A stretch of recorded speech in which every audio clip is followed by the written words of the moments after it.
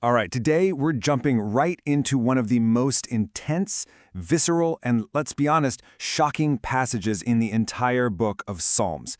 We are going to break down Psalm 58, which is this ancient, powerful cry for justice against corrupt and violent leaders. Okay, let's get into it. You know, the psalm just wastes zero time. It kicks off with a question that's fired like an arrow, not just at some ancient kings, but at anyone, really, who's in a position of power. And it's a question that, wow, feels just as relevant today as it must have 3,000 years ago. Are you actually using your power for good? So right out of the gate, we have to understand this isn't some quiet, reflective little prayer. No. This is a public accusation. It's a piece of fiery social commentary aimed squarely at the powerful, the judges, the rulers, who were sometimes called gods in that era. Now, before we get to the psalmist's pretty shocking and, well, violent prayer for a solution, it is absolutely critical that we understand the depth of the problem they're up against. The psalmist first lays out this completely damning case against these rulers. And there it is, the immediate, blistering answer to that opening question. The psalmist just says, no. It's not just that you fail to speak justly, it's that your corruption is intentional. It's something you plan in your heart, and the result is real, physical violence that covers the land. And here, the psalmist really turns up the heat. See, it's not just about a few bad actions. It's about a fundamentally corrupt nature. The injustice isn't some mistake, it's premeditated. And get this, the psalmist says this isn't a new thing. This wickedness is inherent, something they've carried from the very beginning. To really drive home the nature of this evil, the psalmist uses this unforgettable and incredibly powerful metaphor. And it's a metaphor that isn't just about danger, but about being totally and completely unreachable. Just listen to that imagery. Their words are poison, sure, but it's that second part that is so crucial here. They are like a cobra that has chosen to be deaf. They literally refuse to listen to reason, to correction, to the charmer's tune. And this just illustrates the core of the problem so brilliantly. The psalmist isn't just saying the rulers are evil, they're saying the rulers are immune to change. You can't reason with them, you can't persuade them, you can't charm them into doing the right thing. They are a closed system of corruption. So if the wicked are unreachable and their violence is destroying everything, what's the solution? Well, this is where the psalm takes a really dark and visceral turn. The psalmist unleashes this torrent of curses, praying for divine intervention that is, frankly, nothing short of total annihilation. The first curse is all about disarmament. He's saying they are like roaring lions, and the prayer is to rip out their fangs, to break their teeth. The goal here is to render these predators powerless, to literally take away their ability to cause any more harm.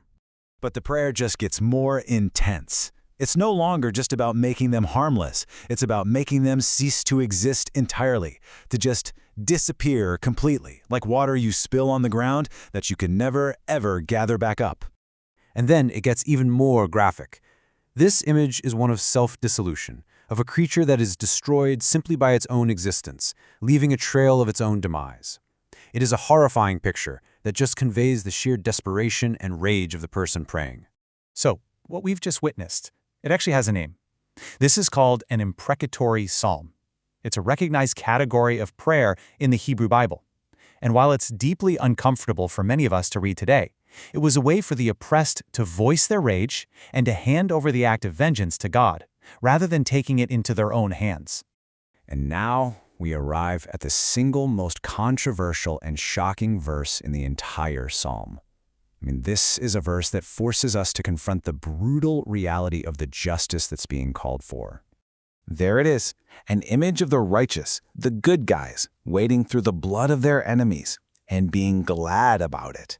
It's an incredibly violent and, let's face it, disturbing picture. It's the natural question, right? How could anyone who calls themselves righteous celebrate a scene that gruesome?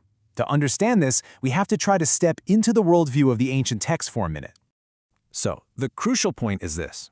The joy isn't in the suffering itself. The joy is in the vindication. For the people who have been oppressed, whose lives have been destroyed by these corrupt rulers, this bloody scene is the ultimate, undeniable, public evidence that their cries were heard and that God has finally acted to set things right. And all of that brings us to the psalm's conclusion. Because after all the accusation, all the rage, and all the prayers for violence, the ultimate goal isn't actually vengeance. The goal is the restoration of faith and order. This is the final word. This is the why. The purpose of this graphic, divine justice, is so that the entire community can look at what happened and have their faith restored. They can see with their own eyes that there is a moral order to the universe, that righteousness is ultimately rewarded, and that there is a God who cares about justice on this earth. So when we lay it all out like this, you can see the Psalm's stark logic, can't you? It moves from identifying this intractable problem of corrupt power to a desperate cry for God to do something which leads to a visible, decisive outcome, all for the purpose of reaffirming for everyone that justice is real and God is in charge. And that leaves us with a challenging question. Psalm 58 gives voice to the rage of the powerless. It channels that rage into a prayer, handing retribution over to God.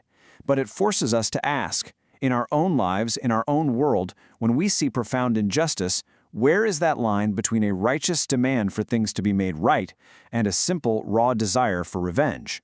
It's a question this ancient text leaves ringing in our ears today.